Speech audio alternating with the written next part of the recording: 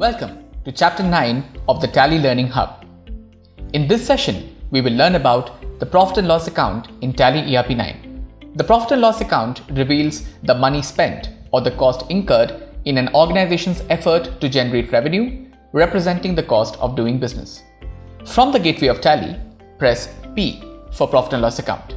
This report shows the net profit or the net loss you have made in a period.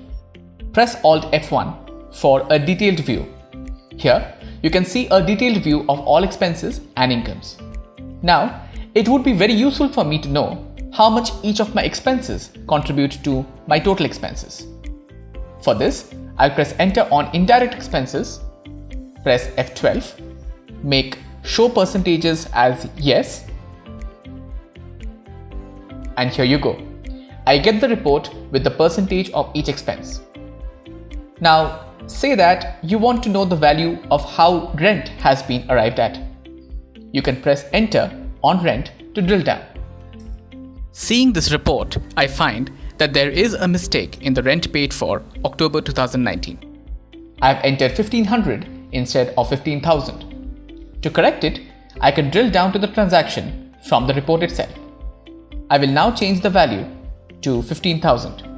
Press Ctrl A to save the voucher. You will observe that as we go back, each report is concurrently updated with the revised amount. Let us now see another option to configure the Profit and Loss account in a vertical format. To view Profit and Loss account in a vertical format, press F12, make Show Vertical Profit and Loss as yes, and there you go. Let's say that you want to compare your Profit and Loss account of February with January. Press Alt C for new column. Enter the from date as 1st February 2020, to date as 29th February 2020. You can now see a new column showing the details of February. Similarly, press Alt C again to create a new column for January 2020 details. This way, you can do a comparison. Now let's say that you want to do a month-by-month comparison of your Profit and Loss account for the complete year. You don't have to press Alt C each and every time and keep creating columns for each month. Just press Alt N for auto column, select monthly, and your comparative Profit and Loss account will be ready in a few seconds. Similarly, the display of information in any report can be configured by the user either using the side menu bar or F12 options. This ensures that you get the maximum benefit of the data that is entered and, more importantly, modify the display of information to suit your requirements.